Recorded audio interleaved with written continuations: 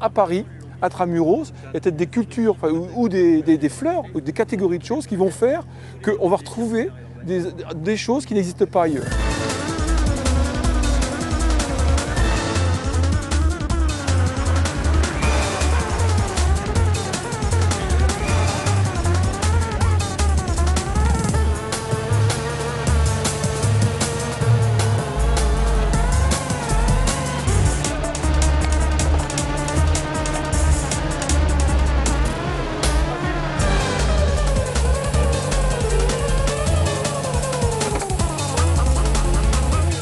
Alors pourquoi on était à l'abeille ici?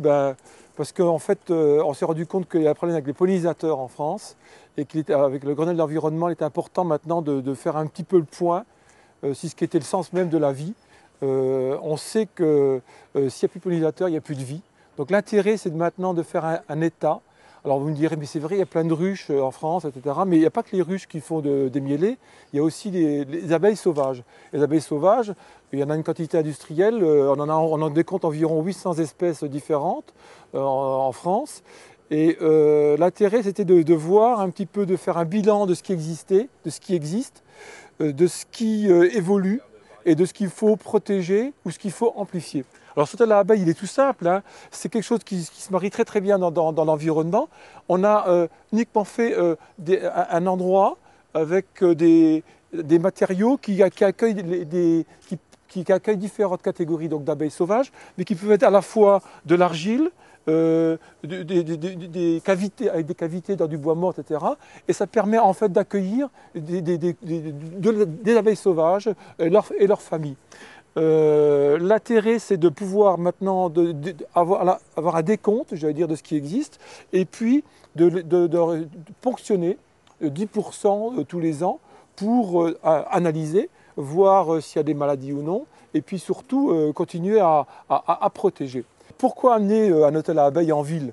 Alors jusqu'à présent, on avait mis des hôtels à abeilles sur Rambouillet, enfin dans la grande couronne de Rambouillet, Marly-le-Roi, Saint-Germain, parce qu'on était en forêt de Manial, dans les forêts de Manial, il n'y a pas d'insecticides ni rien du tout, donc on pouvait, j'allais dire, se dire là-bas, on va voir comment ça évolue. Mais la ville, elle a un intérêt particulier aussi, c'est qu'il y a plein de gens qui ont des jardins, il y a plein de choses qui se passent autour de nous, on ne soupçonne pas toute la biodiversité qui existe dans une ville. Et c'est intéressant, moi je crois, je pense qu'il y a ce mérite de venir amener ça en plein Paris, et de pouvoir voir, enfin de pouvoir analyser aussi et commencer à découvrir la biodiversité dans la ville. C'est le grand intérêt de cet hôtel à abeilles ici, puis j'espère qu'on va découvrir plein de choses, parce que les abeilles sauvages, n'oublions pas que ça évolue aussi, les différentes variétés, parce qu'en fonction de ce qu'elles vont pouvoir manger ou pas, en fonction de l'accès à la nourriture, il y a des variétés qui vont disparaître ou qui vont se pérenniser.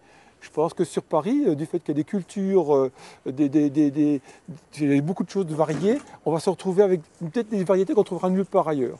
Je tiens à insister aussi à une chose qui est très importante, c'est qu'un partenariat entre l'ONF et l'OPI. Parce que, si vous voulez, l'Office pour la protection des insectes et de leur environnement, c'est quelque chose où on crédibilise, il y a un gros crédit là-dedans, où l'Office est une fonction d'État, effectivement, on est là pour amener notre savoir-faire, mais il fallait aussi qu'il y ait quelque chose, un organisme de loi 1901, avec des scientifiques qui y participent. C'était important, c'est ce travail en équipe qui existe et qui témoigne de la qualité d'un travail.